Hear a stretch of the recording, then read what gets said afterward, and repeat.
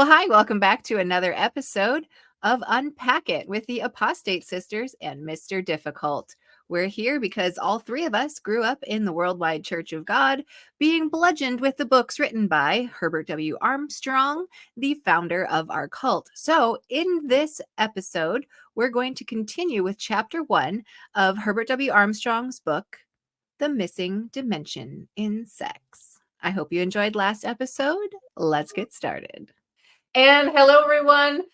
I am here with MisterDiffiCULT, actually in person because my husband and I are visiting Florida for the next few days. And so we had to go and see him. So that's why we're actually in person. Hello, Joel. Hello.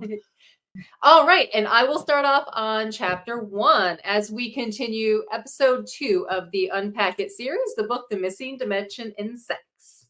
And the title of this chapter is called World in Revolt. Why this book had to be written. Why world acceptance of the new morality? What until 1914 had been the Western world's standard of morality? Was it good or bad? Has the whole world in revolt brought anything better? What have been the facts? What have been the causes? It is not only a moral revolution, a revolution in government, in economics, in science and technology, in education, in labor standards, and in social values, even in religion. It has shaken the whole world. Why? Why has the whole world suddenly aroused? He did that on purpose. You know Armstrong did this on purpose. He stuck in sexual innuendos in his book. There's no way he didn't. Because you would normally say risen. But he used the word aroused there. Right. Okay. I mean, yeah. No, I agree with you. I think the reason, because we normally would say risen there, or turned to, or what expanded to violate. There were so many other words you could use. Waged. That's another one. But yeah, like to say aroused. I know, but also to play tiny devil's advocate here, like I do think back in whenever the 50s and stuff, we use that word aroused for things not sexual necessarily, right? Like any extreme emotion, I think was referred to as being aroused. I still think he did it on purpose, and I still think there's other words that he did on purpose, but I don't know. If he did it on purpose, I kind of have a tiny bit more respect for him. I'm sorry, I do. That's funny. That's funny. Agree. Yeah, well, I get it. I do think he did on purpose because that's the stuff I do when I write things. I'll like use a little like a slightly different word because I know of the like emotional baggage that it brings with it, you know? It's kind of like saying Juris my diction. Yes. So why has the whole world suddenly aroused to violent action, and especially in the area of morals? We will give specific causes a little later. The authorities, the psychoanalysts, and the medical doctors decided moral standards were in need of revision, and they have been revised radically under the catchphrase, the new morality. Yet few realize the facts of the true origin of the sex is shameful attitude or the impetus behind the moral revolution. The facts are stranger than fiction. The world, since the First World War, as mentioned above, has been deluged with books, pamphlets, and articles in magazines and newspapers about sex. Still, the most necessary dimension in knowledge of the subject has been missing, unpublished until this book. I know. Wasn't he amazing? I mean, he filled the need of so many people, apparently. He filled that. Oh, okay. Well, listen to this. Today, protest fills the air. Revolt is everywhere. Hear, hear. Against almost everything. And in no grievance is revolt so widespread as that against the repressive moral codes of traditional Christianity. The revolters reject the authority of the church. They have embraced what they term the new morality. Just what are the general unknown facts? What was the real origin of the traditional Christian morality? Did it come from Christ? From the original apostles? From the Bible? And what triggered the moral revolution and finally plunged the world into the sexual freedoms of today? Be free, Joel. Be free. Origin of the old morality. Christianity, following its first generation, absorbed the pagan dualism of Greece and pasted the label sinful on sex. Through the centuries since, the moral standards of the Western world were regulated by the Roman Catholic Church. Does that mean then that Christ introduced and taught this attitude that sex of itself is shameful and evil? Emphatically, it does not. Jesus never represented sex as anything other than that which our Maker created. And all that he had created, God pronounced very good. Jesus taught against using wrong uses of sex. He forgave a repentant woman caught in the act of adultery with the admonition, go and sin no more. What then was the real source of this attitude of shame? It flowed on in the tide of Babylonian mystery religion into the Roman world. And how did this concept come to be accepted as Christian? The facts, I repeat, are stranger than fiction. So, Oh my God, it's so fucking clickbaity before clickbaity was a thing. yeah, Ugh. he talks a lot about It's funny. Babylonian mystery. What do you guys make of that? Oh, I have a kind of idea. Okay, is he just talking about paganism in general originating in Babylon? I mean, what's the mystery? I think I know. So when they were in exile in Babylon, in the book of Daniel, Daniel becomes the chief of the magicians. So it takes place in Nebuchadnezzar's court, and then also Belshazzar later on. And he sees all these visions, but he's put in charge of all the chief magicians of Babylon. Babylon is also equated to what we would perceive as Satan today. Babylon was that in the Old Testament. Okay. And it's also in the New Testament, like in Revelation, where it talks about Babylon has fallen. They were seen as having being big in astrology and all those things, like big into magic. So when Jesus was born, remember, magi were involved, and magi were seen as coming from Chaldea.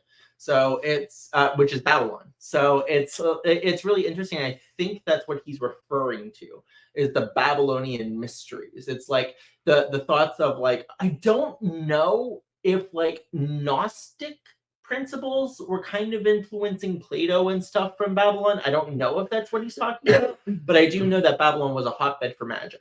You just called yourself Apostate Joel, so I wondered if you were feeling left out since we're Apostate Sister Nancy and Apostate Sister Patti. No. I love your title. I really like my term though, Mr. Difficult. And true story, I have been called difficult, and that's why I chose the name. And it's because I think, and that's the reason why I've definitely been called difficult when going up against some pretty big traditions. And you're a good debater. Well, from the WCG, like that all came from the WCG. I don't think I would be such a great debater. Right. So, but I think honestly, it's in you too, and I think it's in you too, and I think it's in pretty much everyone who attended the WCG are these really good ways of like looking around things and trying to find like an avenue to find like an avenue to try to find like a pinpoint to like strike someone in a debate. I honestly do think that most of us have that. But anyway, that's not. I think you are assuming something that doesn't consider the gender binary in the church. I think that the debate skills was not a thing at all for me, because as you may recall, they had a spokesman's club and not a women's. You're right, they did. So I have heard that before. So this is my impression of the church. There was a person on TikTok who's been commenting on all of our videos recently. And she was wondering if there was something about the deep South. You may or may not remember that comment. Like there was that comment of like congregations in the deep South were notably more misogynistic and versus ones that were more in the East Coast, West Coast, northern side of things. And that you guys were talking about how in Silicon Valley, it wasn't that way that much, but it could be in other areas. And so that's what I noticed as well. So women, I would say probably half and half. Like, would be among the type that were seen as non-thinkers versus the ones who were had a brain. Like the ones, you know what like I'm talking about, like the men who had the opinion that women had no brain versus the ones that thought that they did. And so it's like it's a whole it's a whole thing.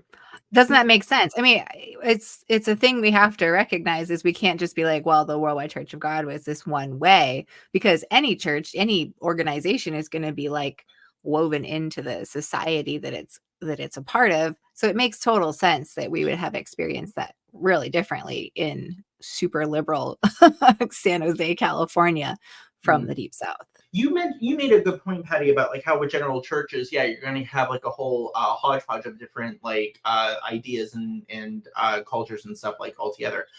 That's interesting about the WCG, because like when you look at other things like Mormonism, or if you were to look at I'm trying to think of like a general or even Islam, for example, or I'm just trying to think of like religious groups. They're pretty homogenized in terms of Mormons, especially. They're very homogenized. It's like they follow like a certain pattern, and they each have their own lives, but like it's pretty homogenous. I recently visited a Mormon congregation, and I couldn't help but think of how similar they all seemed. So, and we did not have that. I remember there was distinct diversity in our congregation. Yeah. Emphatically, it was not the teaching of Hebraism, nor of Jesus, nor of the original Church of God. It reached the Roman world by way of, I can't believe I'm about to say this word, Greece. Oh, muttered it. So, the horror. But it flowed at an earlier date into Greece from, no, the worst one, Egypt. Yet it stems from a still earlier source to be revealed in the following chapter. Now I'm just going to normalize it because I'm trying to read through this. In the 1st and 2nd centuries, the Roman world was dotted by pagan schools on the curricular model established by the Grecian Plato. Oh yeah, and for anyone watching, Plato was like our #1 enemy in the WCG. It's like if you mention Plato, it's like, oh no, not him. If there was a human equivalent to Satan, it would be Plato. I don't remember hearing Plato mentioned at all. Oh, did you, Patti? You don't? No. I don't have direct memories either. I think maybe it was just that what I learned about Plato Greece stuff in school, like, kind of overshadowed it. Plato had received this dualistic attitude towards sex from his teacher, the philosopher Socrates, or Socrates himself, a sex pervert. Where the fuck did he get that from? Like, we were having this question before, like, who the fuck said that? Anyway. Hang on, wait. I want to answer this one actually. Go. We could go on about sex perverts in the Bible, but oh yeah. I mean, the whole thing is a guide to perversion. Where does that come from? I couldn't find anything on it. And I trust Nancy's research on that one because she is the researcher of all three of us. Was Socrates a sex pervert? Okay, so I'm on Quora, and there's a related question. Did Socrates, Aristotle, and Plato engage in pederasty with their male students? Socrates might have. It's disputed. Yeah, and then there was this one here I found on Quora that says that his enemies said that he was a pedophile. Oh, well. It's neither here nor there because you don't know what the truth is. He said, she said. Okay. Right. Yeah, Armstrong says it was such because it was revealed to him. Don't you know? Yeah. So this because it's so important in knowing that. Yeah, and it's like interesting 4-word like coda to the sentence. Like he could have just said the philosopher Socrates, but no, he had to go the extra mile and say himself a sex pervert. Just to disregard Plato a little more. Whatever. This dualistic teaching had become the basic hypothesis of all Grecian thought, writing, and religion. Sex was regarded as low and degrading, an act in which man descended into to the level of the beast. This was the underlying attitude in the teaching of the pagan schools throughout the Roman Empire. There were no Christian schools. True. Oh, well, kind of. To establish such schools would have been impossible. Textbooks had to be written laboriously by hand, one at a time. The printing press was not to be invented for centuries. All textbooks were pagan. Okay, can we just say that this is an assumption that's really big, that learning only happens from books? Yeah, I have a big bone to pick with this one because the Jewish community was very well educated. Mm-hmm. And they did it all by rote memorization, right? Like verbally being able to recite. Isn't that a big deal? Don't know, but I know they had slabs that they practiced their ABCDaries on. They had the oral Torah.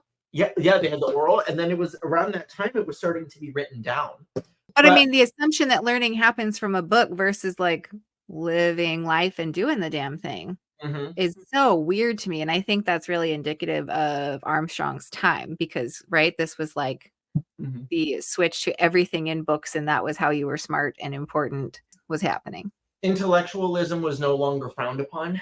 Second and third generation Christians were reared and educated from childhood in these pagan schools. By the beginning of the 6th century, this dualistic concept towards sex was firmly rooted in Western Christianity. It is still the teaching of the Roman Catholic Church. Protestants in general have passively followed Catholic teaching on sex, but have tended to be more lax in behavior. That is true. Among like you're talking about the schools and stuff like that, it's like, yeah, the Jewish community was pretty well educated by standards of other communities. And so it's just like when the church began, like hospitals became what they are today because of Christianity. And there were schools, I'm sure, that were being started like in the early years as well, especially when they were in isolation. Like they have to learn somehow. Plus, they were having letters written to and from each other. So you would have to have had someone who was able to read to be able to proclaim these messages. My guess is that quite a few of them could read the beast thing. That is a central theme of the Bible, is when humans don't follow God's way, we go back to our animalistic selves. Another example of that is in Daniel. So when Nebuchadnezzar lives like a beast for 7 years, it actually was talking about how he's cut down and made into an animal. There are other references such as Achan, who hid treasure and got killed for it. But what he did was he hid treasure that he saw as pleasing, and it is the same language that you see in the Garden of Eden, like where he saw something as pleasing and took it for himself. It's the same word that it was used for, like when Eve was reaching out for the fruit. And and so what he did was he hid it in a hole and he buried it, and it was indicative of how squirrels behave. And so it's like anything that you notice that humans are doing that is considered negative in the Bible, it's pretty much animalistic. Like if you look at it, the Bible treats it as we go back to animals. We demote ourselves to the animalistic form. And so the Bible is basically saying, no, you have a supernatural purpose. Go ahead, like you have an instinct. Jude talks about the instinct, but you have an instinct, but the concept of fighting that instinct. Hence, Armstrong really has to point out that humans are so different from animals, and he keeps doing that throughout this book. Yes, which obviously, I guess I'm on team human is an animal. 100%. Oh yeah, totally. I completely agree. We have blood. It's exactly the same. What is it? Our chromosomes are pretty much identical. Well, yeah. I won't make excuses for him. Literally, my brain tries to make excuses for why Armstrong was saying these things in his time. I will read The Fruits of Prudery. And I'm pretty sure I've been called both a prude and a slut. How about you, Pats? Yeah. When I took lingerie pictures in high school with my female friend, and then a picture got found at school, apparently, yeah, because I took it. Yeah, stupid. We've all been there. Okay, but what was said is, oh, I found a picture of that slut, which to me revealed like, oh, that's what people think of me. And literally I was like deep in purity culture. But because I had even a little bit of a notion that I liked to present myself at any point in a sexy way, I think it then that's the assumption. It really doesn't take much. Like, long blonde hair and a short purple skirt might be enough, right? You're a slut then forever. Yeah. And you said you were sure it was a girl? Yeah, I'm pretty sure it was a girl. On that? Because of jealousy. That makes sense. That probably is more of the jealousy usually triggers things like women attacking other women. That's what I was just going to ask you. because like I have come across that before, but I didn't know if it was like a misogynistic like bit of information. No. But that it's like in high control communities, like you have like these women who are like policing themselves, and it's like they will berate each other before the male authorities get involved. And it's like, and I'm sitting there going, I don't know if this is misogynistic literature or not, but it makes sense. But I don't want to put my foot out there and say, hey, look at this piece of research, even though it's like it could be misogynistic. I've heard that in those situations, and really in all of our culture, if you think about it, it becomes a situation where women are somewhat forced to wield the power of the men that they're attached to. World War II, when all the guys were off to war, you had they basically filled the roles. Yeah. And then after the war, there was a big push to get them back into the house. It reminds me of the movie A League of Their Own. You remember that one with Tom Hanks, Gina Davis, Anna? Where that is one of my favorite movies. I love it. They started a women's baseball league, but then after the war, when the men came home, they were just gonna end with that season because like no one's gonna watch women play baseball anymore once the men are back. They were just a bunch of millionaires trying to fill their pockets, fill a need when the men were off to war, and then it's like, oh, we don't need you anymore now. Tom Hanks was hilarious in that. He was great. But anyway, you look like a penis with a hat on. So the section, the fruits of prudery. But what were the real fruits of that dualistic concept of virtue? Some 90% of marriages were rendered unhappy. Words. Many utterly miserable and unbearable because of false attitudes and sex ignorance. Many a wife was virtually raped on her wedding night. The stupid husband didn't mean to injure his wife. He was just plain ignorant. He needed instruction that had been denied to him. Wait a second. Isn't he saying the stuff he's been saying in this book so far to make it seem like, isn't that terrible that the sex is just like all out there and we can all know about it now? But then he's saying like the instruction was denied. I feel like he's trying to say both sides of that at once. He is. What he's saying, I can actually see it here. So I'm taking from Nancy here, and I'm like saying this one I can actually give him grace for.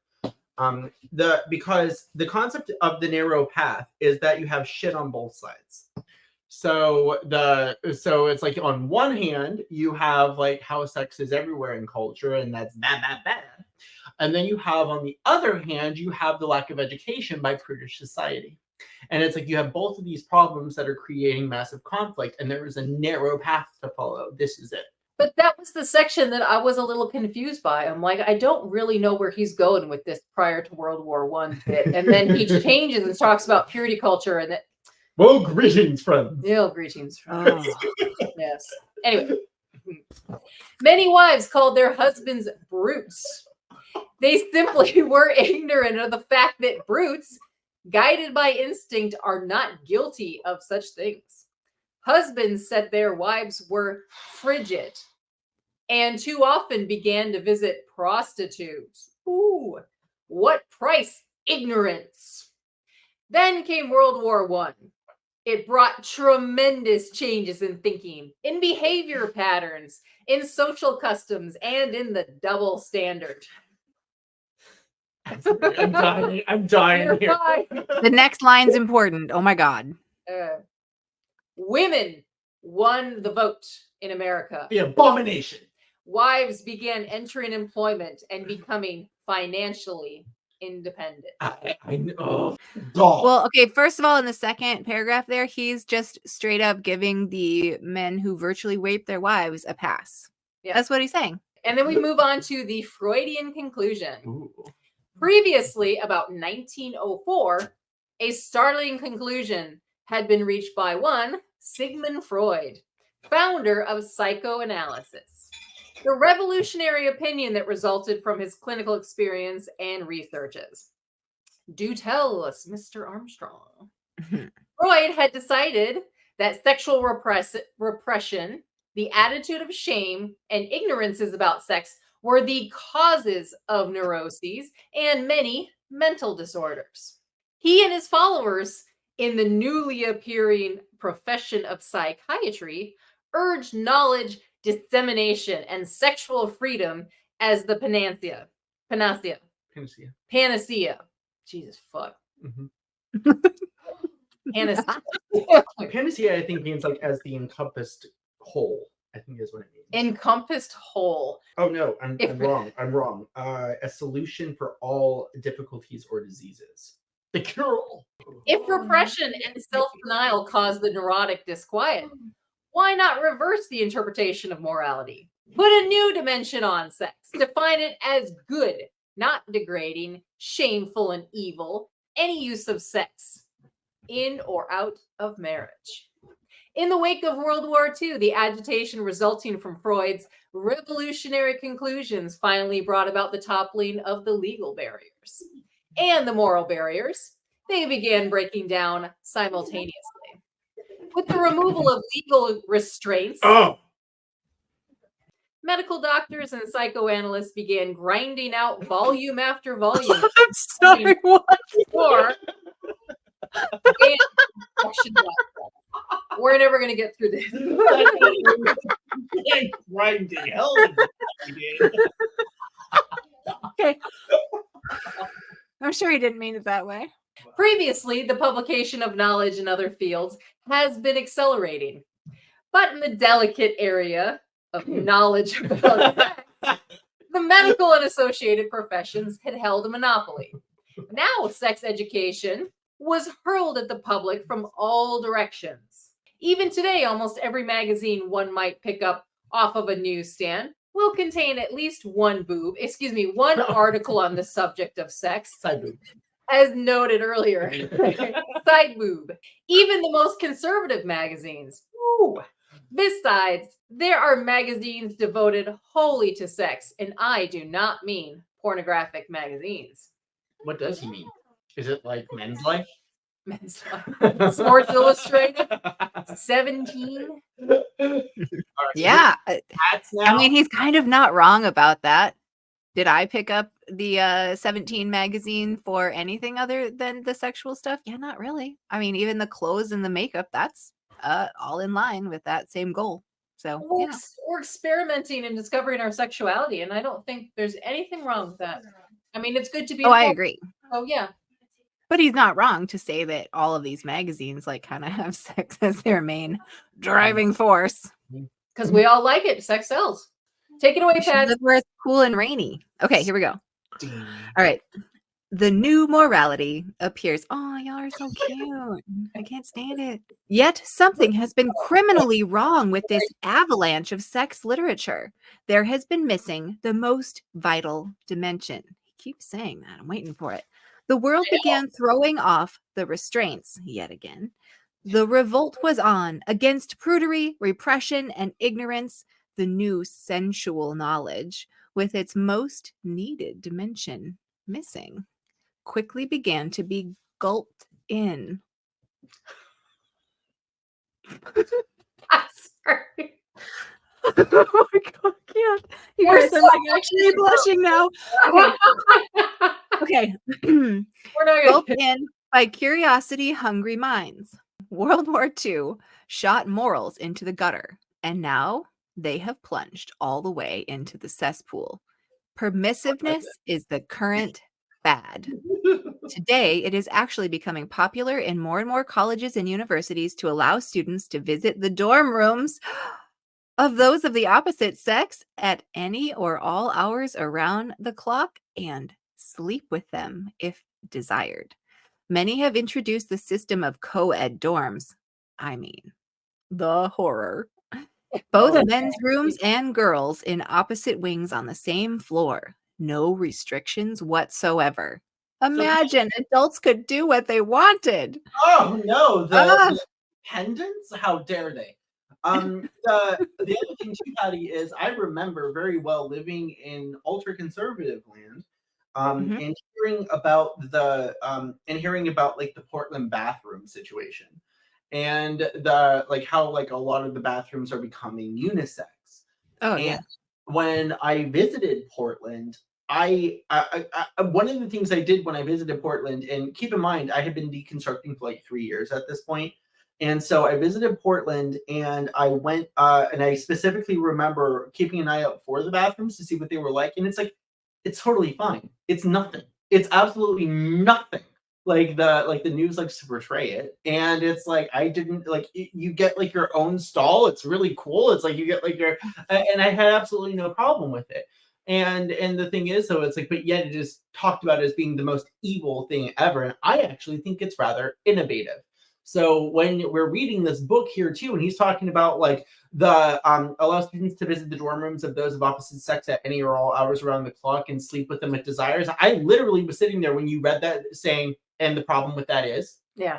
I wanted to add a point to that too, real quick. So this is still very much saturated into our culture, this whole, boys and girls not going into each other's rooms and stupid shit like that. So I deployed to Iraq in 08, 09. You got in huge trouble if females were seen in the housing units of the males and vice versa. Well, I was one of those people that did get caught. Everyone over there, we're deployed for a year. Married people, everyone was sleeping with everyone else. It's just how it was. I had a little young Puerto Rican flavor too when I was over there. I actually wrote about him in my novel, Velacari. He's a real guy. And I actually had to stand there with my shameful ass in front of my commander of the unit and explain, I was in a guy's room, or he was in mine, or something like that. And just like, just this gross feeling of like, what's wrong with what I did? I am a grown woman here. He's in a subordinate unit. He doesn't even report to me or anything. I did not see what the problem was whatsoever. Literally everyone else in the unit was doing it. Mm-hmm. And I got caught.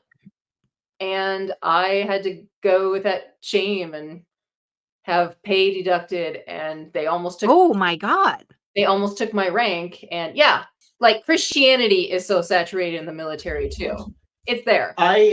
There's this woman, you talked to me about her, Patti. I already knew of her because of Cults to Consciousness. There is this lady who was in the Children of God cult who also went into the military. So the Children of God cult, there was this lady who was born into it. She went from that into the military.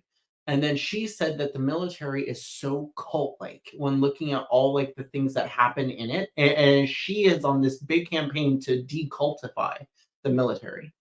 And she's getting famous. Like she's really sucking a punch. I'd be interested in seeing her information. Yeah, if you want to. Thank you. Amazing. Mostly white Christian Republicans in the Army, in the U.S. Army. Does that terrify anyone else? The ones with the guns? But I was into evangelical at the time that I was in the Army, so it actually worked out for me. So, but then I got out, and when I was dating my husband, him being from another country, he wasn't a citizen yet, of course, he hadn't married me. They had to run a background check on him through the military, like, because he was dating a soldier. Like, hey, now that we're dating, can I ask a huge favor? The military wants to run a background check on you, so I need your social security number. God. How about that for a telephone scam?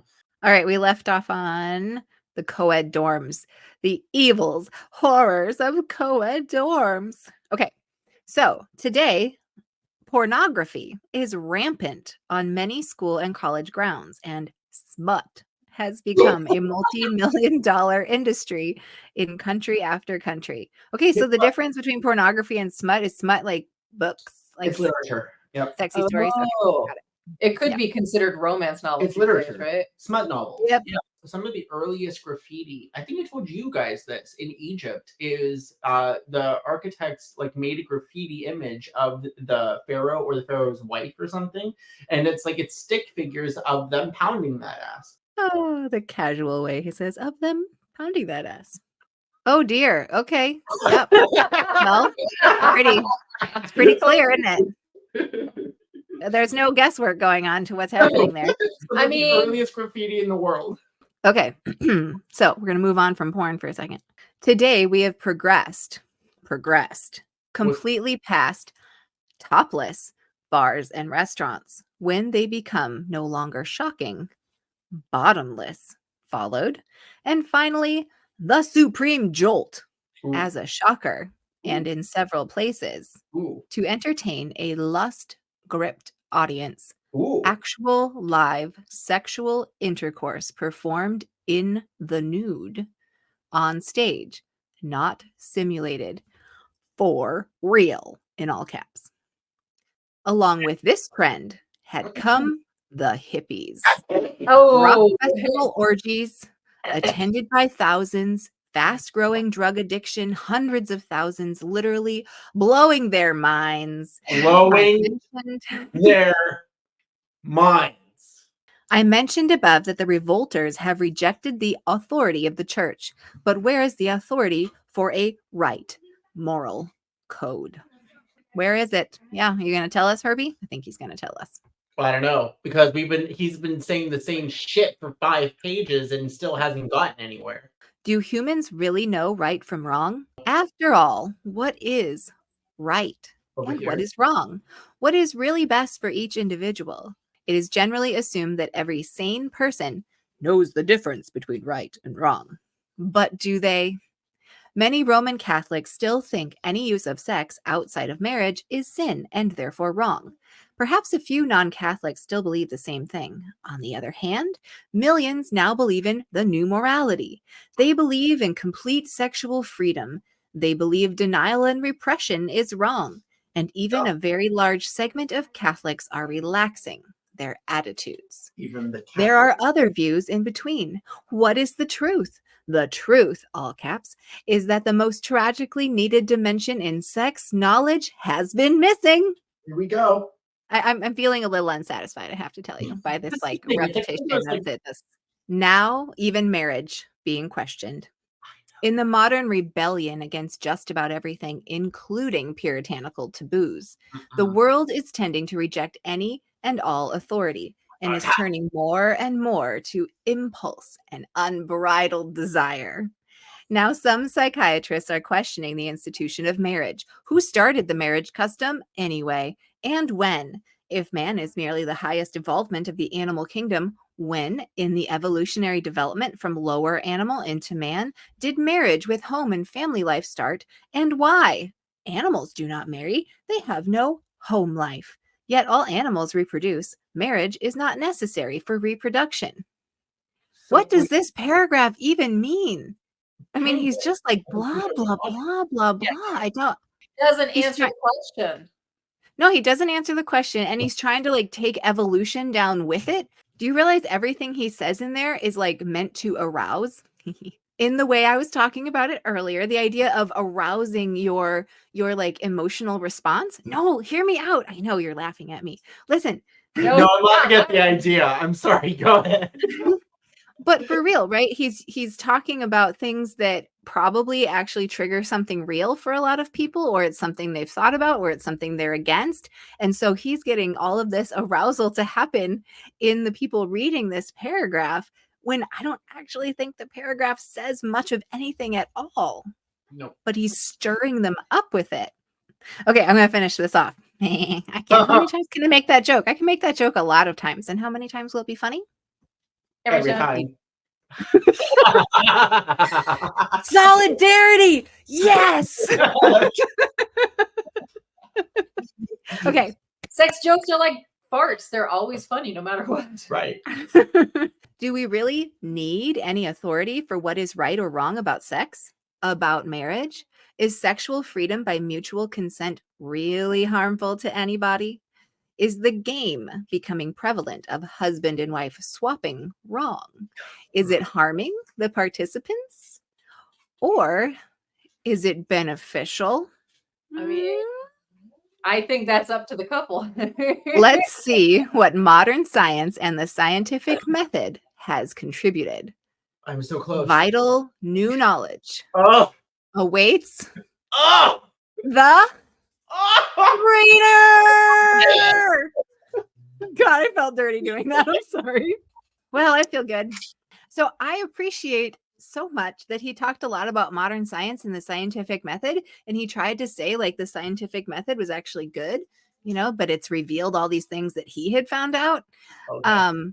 But I think just that inclusion in it was probably like a trick for the people who were adults reading it.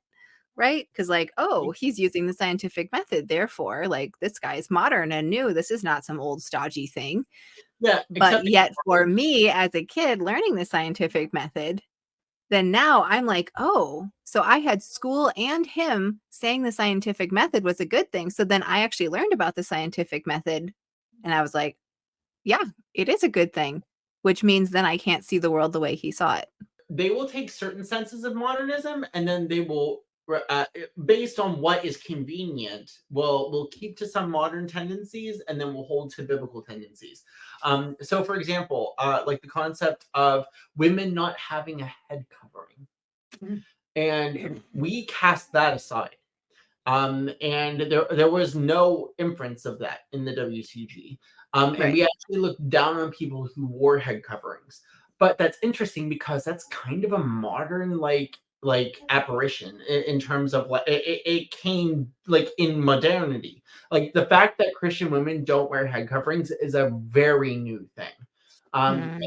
Have so you have that, so that's modern, but then you look at like other things too. It's like, oh well, we won't get into like the world politics because that's Satan's stage. It's like it's picking and choosing like what is more beneficial to the group.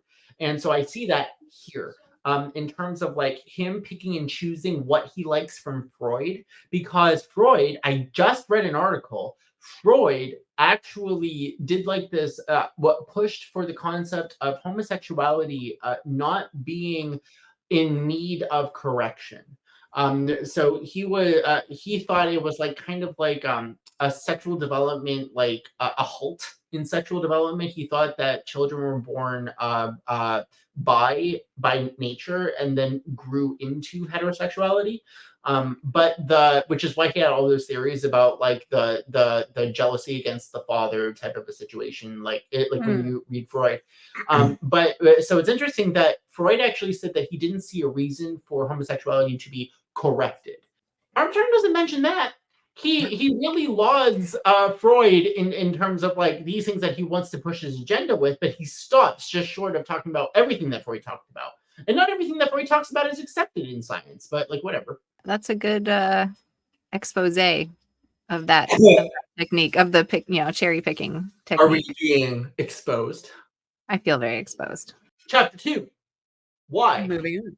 and what is the missing dimension? Because we haven't heard it yet. What an age. This age of the knowledge explosion. Sorry. I exploded. The dissemination of knowledge about sex has occurred only since World War I. Medieval ignorance, coupled with the sex is shameful attitude and church repression, caused frustration and miserably, there we go, unhappy marriages.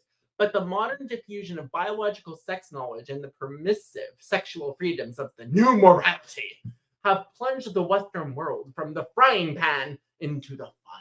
Because the most vital dimension in knowledge about sex and marriage has been missing. And it's still missing because we can't get the answer.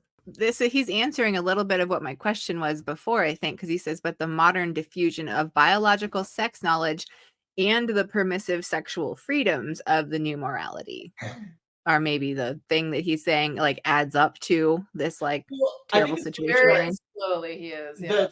Very slowly. He likes to edge. Missing from all knowledge. But this vital dimension is missing not only from knowledge about sex and marriage, it is missing from knowledge in general. To understand, we need to realize the impetus behind the general knowledge explosion and how the most vital dimension came to be missing. The dramatic rise in the world's total fund of knowledge began roughly 170 years ago. Okay, so when he wrote this would have been what, turn of the century of 1800? Mm-hmm. So with the advent of modern science, the new knowledge in the fields of science and technology developed slowly at first.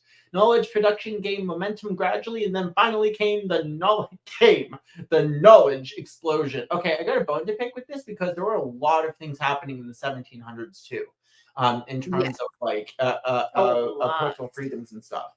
And not to mention too, some of the earliest presidents, I forget which one, but two of the earliest presidents, when they were having a debate, the one called the other a whoremonger and stuff like that, it wasn't all purity. It just wasn't. This guy died because he had a blockage in his urethra and he tried to take it out. He was like a sex crazed man. Like he was like, he had an issue like where he would actually like have sex with anyone and everyone.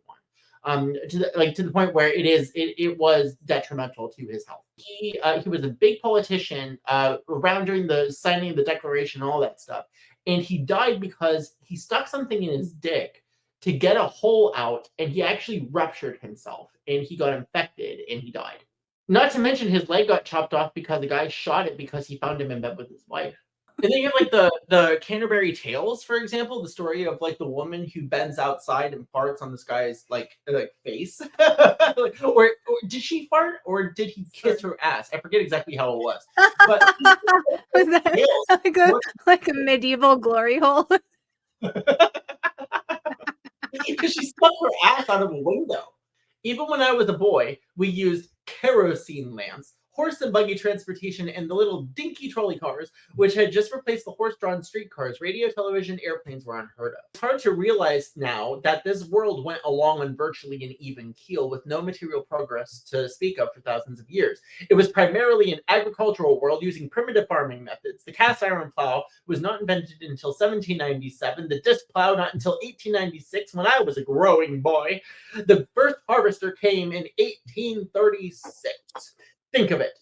Through these long millennia, the world was virtually without transportation or means of communication. Transportation was by foot, muleback, camel, elephant, or horse-drawn. By sea, it was slow-moving sailboats. The first steamboat was 1803. The telephone was not invented until 1876, wireless in 1896.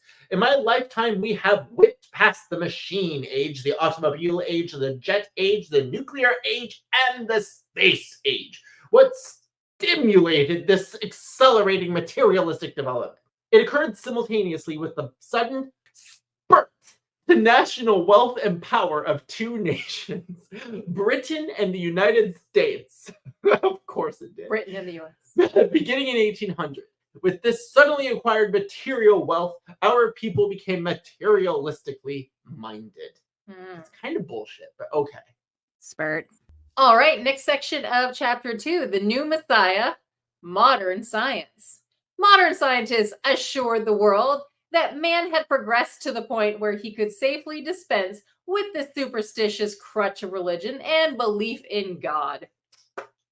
Now humanity could rely on the new Messiah, modern science. Given sufficient knowledge, said the scientists, and we shall solve all of humanity's problems and cure all the world's ills. The tools of modern science were merely a stepped-up use of those man had employed since the dawn of history: observation, experimentation, and human reason.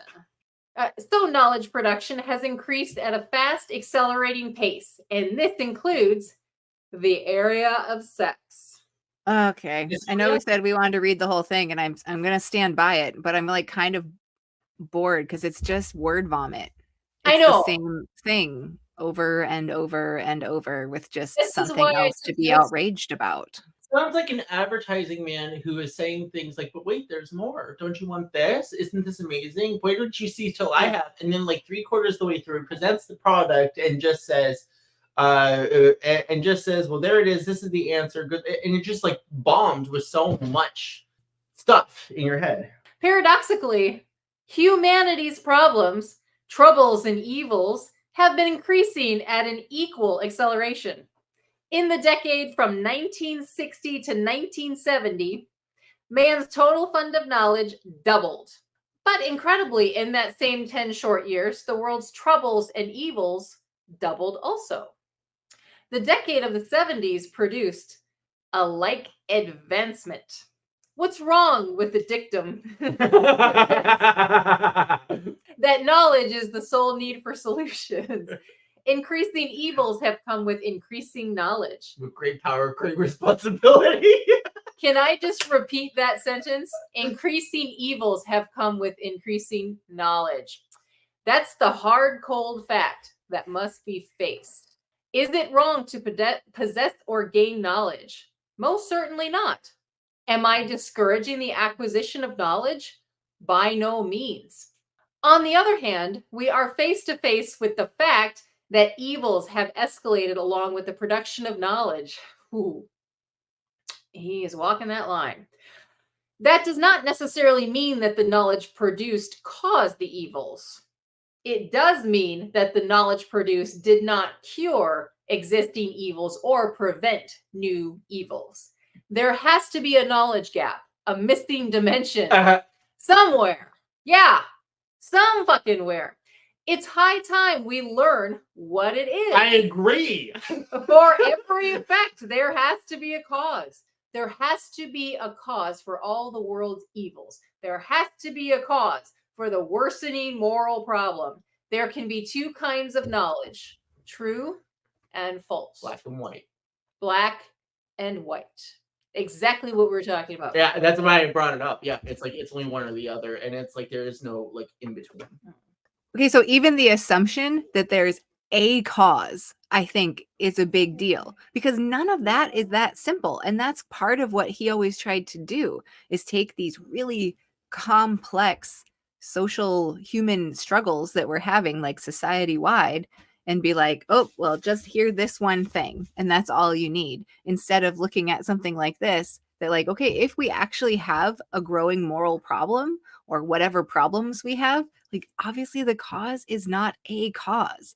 There's so many factors that go into the things we face as humans that to be that reductive about it, no wonder it gets us all aroused. I know. Oh, so aroused. But all he has to do is pull a Bible verse, and which actually I'm surprised he has not brought out any Bible verses yet.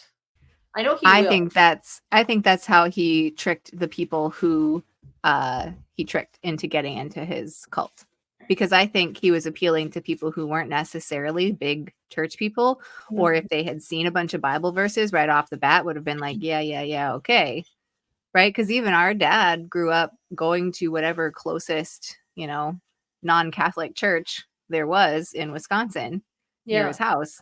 And so it's like it was embedded and it might not have appealed. But when he starts with this stuff, it's going to be more triggering. And then he's kind of got them all aroused, all riled up. And then they're ready to hear that truth is really in that thing. But everything you heard about it before was wrong. We are at a point in history that is the best point for everyone in all of history. It has never gotten this good. And why? Because of the knowledge we have gained, the massive spread of information, false and true, the massive the ability for us to contact each other, how we can talk to you in Portland, for example, and it's like that whole thing is so powerful. And look at the great strides we've made just recently. And yet saying that is, to me, I don't think there's a damn thing wrong with that. I think it is amazing that we're getting to a point where people aren't hurting like they used to. And to me, when I read stuff like this, it's like, what are we trying to do? Throw us back several centuries into the point where we don't have rights. We don't have, it's like we're living in a feudalistic society. It's like, yeah, it just is completely bonkers to me. Our advancement in society also created the hotbed for cultism. When you're looking at Armstrong talks about going through the modern age, like with telephones and vehicles and all that stuff, people their entire world was being twisted into something brand new. And because of that, there was an incited fear that came with it. And I feel as if him saying these things is appealing to a base who are afraid of the changes and who are saying it's like, yeah, that's right. That's right. Where have we lost our way? This is all very recent. It's all very sudden. Look at all this stuff happening. And that's where he grabs people. Yeah. Yes. So what we're looking at people in the 50s. So people who grew up fairly traditional, the way it had been for quite some time. And then all of a sudden the age of the hippies and all the space age and all that happens. And that had to be scary because the universe got so much bigger. So I think you're totally spot on with that, Joel, that was great. Just created a base of people that Armstrong understood so well. And he caters to it with his advertising. But Ugh. but I also wanted to say too, the concept of humanity having knowledge and creating like a better world.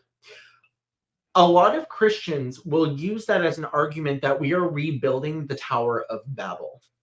And I quite strongly disagree. And there's a reason I do. It goes into language. I'm not even getting into that. But the common Christian argument is that us coming together and using our knowledge and using AI to get rid of language boundaries and all these things have allowed us to build, in proverbial terms, a new Tower of Babel. That is interesting. Oh, you can do it, Hardy. Let's go. Oh, Hardy. Because How did I just do that? I don't know. your thumb is up under your chin. Oh. Oh. Sex. Let's Oh, talk yes. about SEX. Oh. Okay. Academic freedom. In this feverish development of knowledge production, scholars and universities have been placing emphasis on academic freedom. Academic freedom is defined as the independent judgment allowed teachers, scholars, scientists, students in the pursuit of knowledge. Good. Science as a whole and higher education have exercised the academic freedom to postulate a creation without a creator. They have engaged in the activity of knowledge production with total rejection of any possibility of the miraculous, the supernatural, the existence of God, or anything outside the realm of the material. In the realm of knowledge of the spiritual, they know nothing. They have rejected utterly revelation as a source of basic knowledge. Okay. So Put the word show up. me the supernatural and we'll talk. Like it's unfalsifiable, right? Yeah. Can I ask you guys? I know you guys are both atheists. Are you guys the type that don't believe in anything supernatural? I do not think there's anything supernatural. I think that things that we would ascribe as being supernatural are things that are material, but we do not have the explanation for yet. Or the Because black- anything that we're going to figure out how it works is going to be something that is natural and therefore then explainable. And it just previously was not explainable. And so nothing supernatural about it. Patty, I think where both you and I stand is that we're not saying there is no God. We are simply not Right. convinced of one. We haven't seen anything that would make us believe that there is, which there isn't. I mean, sure, you can take little bits of the Bible and try to have it parallel with something in today's society, but that doesn't mean that it's true. And I'm not going to say that, hey, I believe in some sort of entity. Also, how would I pick which God? But Nancy, I feel as if since you are in my presence, Yeah. that you should take this because you're on a mission and you are fervently searching. It's funny. It says red letter edition. I'm picturing the scarlet letter. Hell that mean? Oh, wow. or the Hebrew text. That's in Greek and Hebrew. Oh my goodness. This man. Joel, one of the things I love about you is that you are the one who will put your air freshener up and down in the screen and also pull out the Hebrew and Greek Bibles. Like, He's eccentric. If you're looking at the Old Testament and you think about like all the women who told their servants to have sex with their husbands, and it's like, so how all these couples are swapping partners, and like they did it in the Bible too. Yeah. No shit. I study this shit every day. Yeah, and you so do. this is stuff that I know and that I love. Like I actually love studying this stuff. And so it's like, I think that also might help as well as we're talking here. I'm like, oh, because I still have that Rolodex of scripture verses in my head. And like with you guys, it's been quite a while, so things have diminished. But you still remember the hymns. Yeah. As a child, if you sing hymns, you're going to remember them. Just like if you learn a language as a child, you're going to remember it. Things stick. What? Come on. You can't say come on. Patty, we went to a Chinese restaurant earlier and he spoke fluent Mandarin to the what? I was blown away. And he sounded awesome. 录音的时候，我们就可以说中一下吧。我自己可以说吧，因为我是男人。 I don't have the power. They have rejected utterly revelation as a source of basic knowledge. When I engaged in research on the theory of evolution, I studied Darwin, Hegel, Huxley, Vogt, Moore, Chamberlain, and other exponents of the theory. I also looked at the other side of the question, but I would venture to say that most of those whose higher education has been acquired during the past half century have been taught and have accepted without question the evolutionary theory, not having examined with any seriousness the biblical evidences of special creation.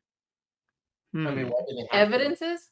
Yeah, that they haven't examined it with any seriousness. They were really starting to see the problems with the Bible at that point. Yep. And I think another thing too was education was starting to explode. Because yeah, we were talking about Mhm. education in ancient times, but like in the Dark Ages, yeah, it was pretty hard to get an education. So But what are these problems with the Bible, Joel? Do share. what? I said nothing. In the 1950s, it was kind of like we had finally gotten, I think this is about right, we'd finally gotten all the kids across the whole country in reasonable amounts of school, like through high school. What was that? Maybe 30s or something? You know, like it was like within a generation that public education for all was actually realized. I Yeah. equate people's interest in things like Jesus and religion to kind of like people that obsess over looking for the Sasquatch, for Bigfoot. I'm like, great, that's fine that you're into it and that you believe they actually exist, but I'm just not that interested. And I'm not going to sit around studying about things like Sasquatches and Bigfoot because I'll do it. I am disinterested. They may exist. Fine. Am I going to dedicate my life to try to figure that out? Something I'm not interested in?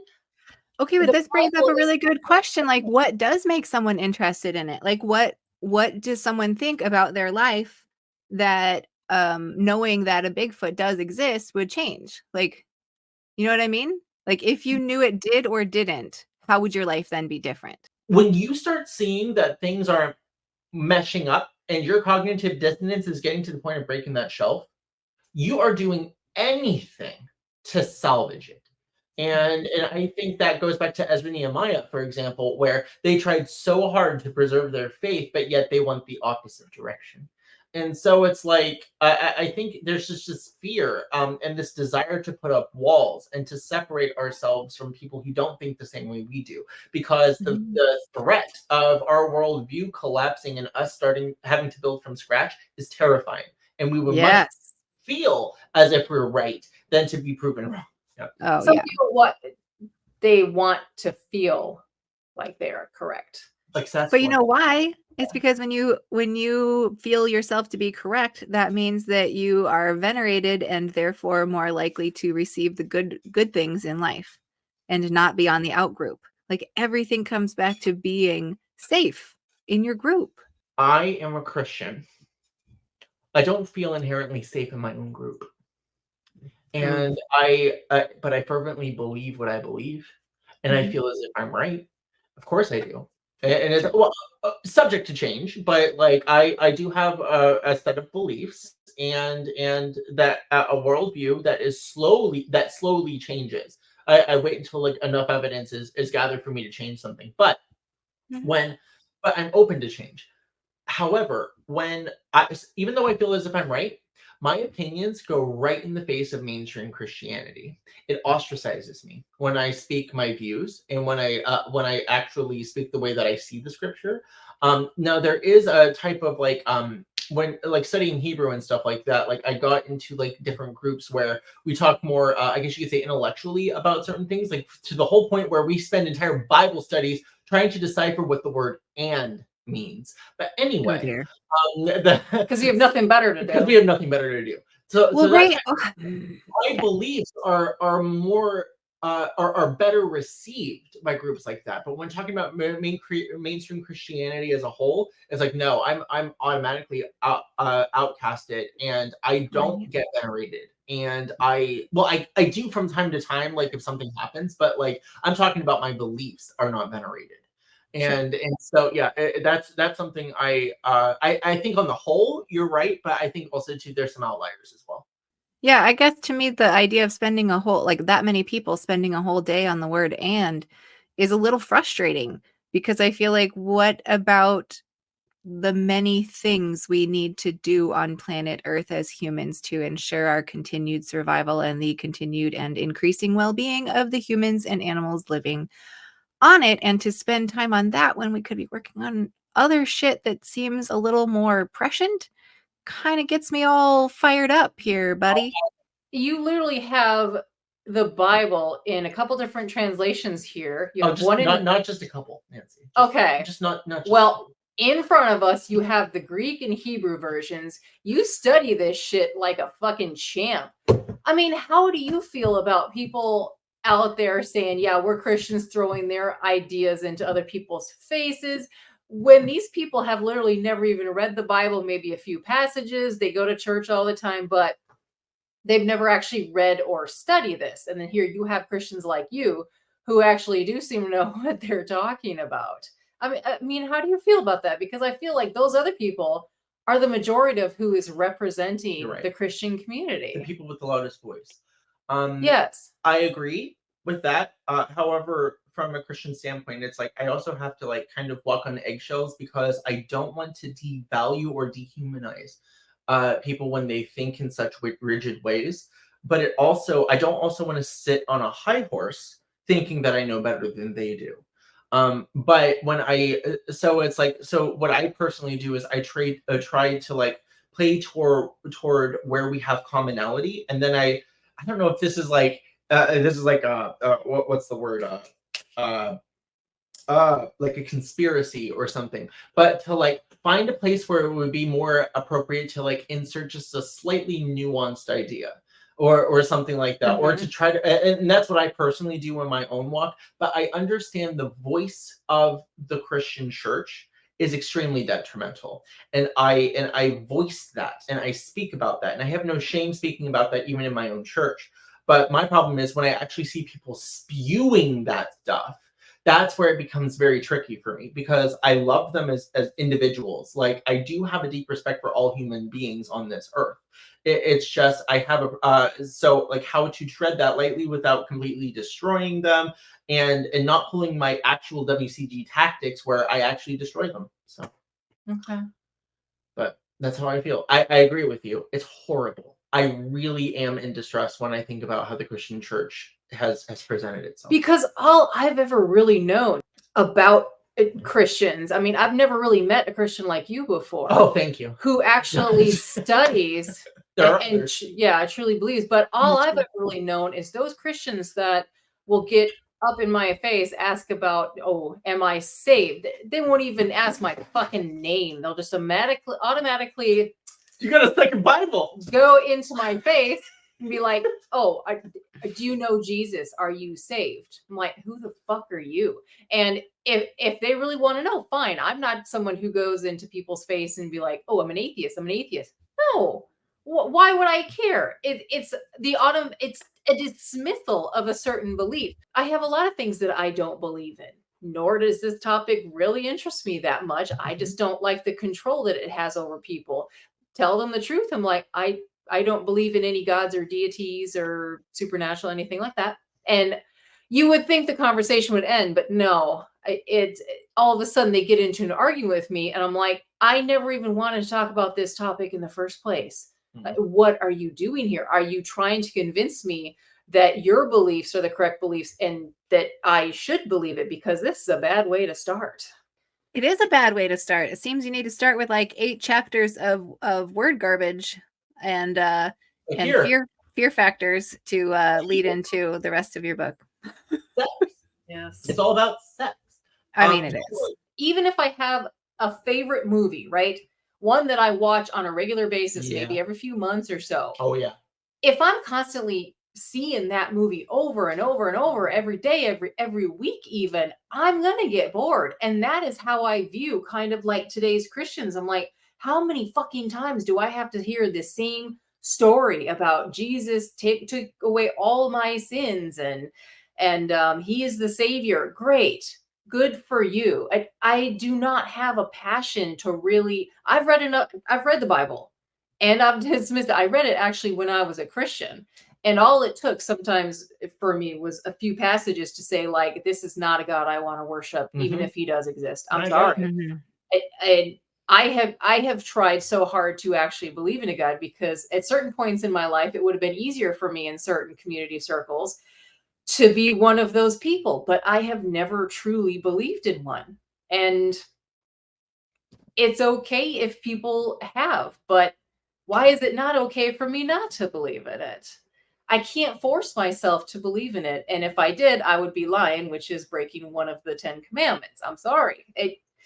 What do you want me to do? Again, I don't have that much of an interest to constantly study the Bible. I don't. I don't have a passion for it. I believe Jesus may have been a real person, a preacher, like apocalyptic preacher of Right, sorts. I think there was enough evidence. Yeah. Yeah. But again, it's like, okay, do I believe that he was risen from the dead? No. Do I believe there was a talking snake in a garden? No. I'm sorry. It's mythology, and I really have tried. But again, there's only so far I can push myself to try to believe in something that I don't believe. I talk to Suman all the time about aliens because I love the concept of Me aliens. too. And again, I think it goes back to, like, I think I want to believe in aliens more than I actually do believe in them. But that's the topic that interests me far more so than like gods in Christianity or any religion. You were just talking about like aliens and stuff like that. Just a side comment. You know what's interesting is like when you look at like the old gods of Canaanite culture, they look very alien-esque. I know. So, Believe me, I know. Yep. So Totally. actually, Yahweh himself has a very alien-esque appearance in Edomite culture.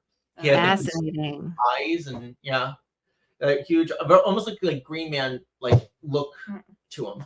But I will study the Bible to the point of like trying to get some historical sense, because keep in mind, these were still people that wrote this book during this time period, and they wrote about what they saw and they had their creative ideas. Well, guess what? They didn't just pull shit out of their ass. Sometimes they wrote about things they saw, and sure, maybe they added some creativity at that point, but that's the part that interests me. no, I agree. More the Old Testament, actually. To go along with the evolutionary concept has become the scholarly in thing. So in. Is it in? So it's so cool. It's so cool. In most institutions of higher learning, the world's best seller has been dismissed without a hearing. Is it not human to err? Could it be possible for the most highly educated minds to have been intellectually misled or deceived? Could they, viewing only one side of the question, be infallible entirely above making mistakes? The cause of errors. For many years now, I have observed that errors almost always come from a false basic premise, carelessly assumed as self-evident and taken for granted without question, then building on that false basic hypothesis. The basic premise for knowledge production in our time has been the evolutionary concept. It has been the eyeglasses through which all questions have been viewed, yet it remains unproved, and by its very nature, it is a theory not subject to proof. It is a faith. And to question it is, to those who embrace this faith, academic heresy. That's ridiculous. To question Yep. something, not heresy. That I have a big bone to pick with that. Nice. Of course. Well, but I think apologists are still saying this, the idea that, or not apologists, let's say creationists are Okay. still saying that that to believe in evolution is like the same as faith. Like you have to have more faith to believe in evolution than you do in the existence of God is a thing I have Well, heard. I mean, I believe in evolution and I believe in God. So I'm a huge apostate. Mm-hmm. Welcome to being the third apostate. Sibling. Maybe I'll finish just this section because I think then maybe that's it. I don't know. Okay. It's like blah, blah, It's blah, long. blah, it's long. blah. Do we then dare question the theories so generally accepted by advanced scholarship? Is it heretical to question their assumed conclusions and ask for proof? Is it academic heresy to look at the other side of the coin? Suppose now we appropriate the academic freedom to carefully examine that which has been dismissed without examination. It might prove exciting and enlightening at this point to allow ourselves the latitude of academic freedom unprejudicially to examine the biblical nature of the forbidden fruit. That bit of yeah. revelation. Oh, what? That bit of revelation purports to describe the crucial initial event in human experience that changed the entire course of history. The first 3 chapters of the Bible do have something to say about sex and marriage. And after all, the man and the woman there described were naked, were they not? I think that means sex, you guys. He thinks naked Not yet. just means Had sex. given birth to Seth and Cain and Abel. I'm sorry, Cain and Abel, and then it was Seth. Right. Evidently few, if any, whether scientist, scholar, or theologian, have viewed this account with any remote conception that it might explain the origin of the scientific method of knowledge production, or that it might reveal the very source of the fatal missing dimension. Where is it? Certainly almost no one, theologians included, has ever understood what this account really does say. And so he's going to tell us what it really says. Correct. I'm going to be interested going through the whole rest of this book and like using my knowledge of today of what Scripture says, because next week we're going to look at Bible verses, and you better believe I'm bringing my Bible out. And so, and He has a lot. Yeah, you know Bible verses. Do you think that what he's saying is the missing dimension is actually like the Bible? Or the story of the Bible, like maybe like the story of like how Adam lost his way, and then how Jesus is the second Adam restoring us, and we are the church, and we are like to be together for humanity. So we should be thinking about Adam when we're having sex. Was nothing like what I was saying, but I love the idea. Like us looking deeply into the camera and saying, is this working for you like it did for me? I mean, we can look into the passages all we want. Oh, I mean, you two are absolutely adorable right now.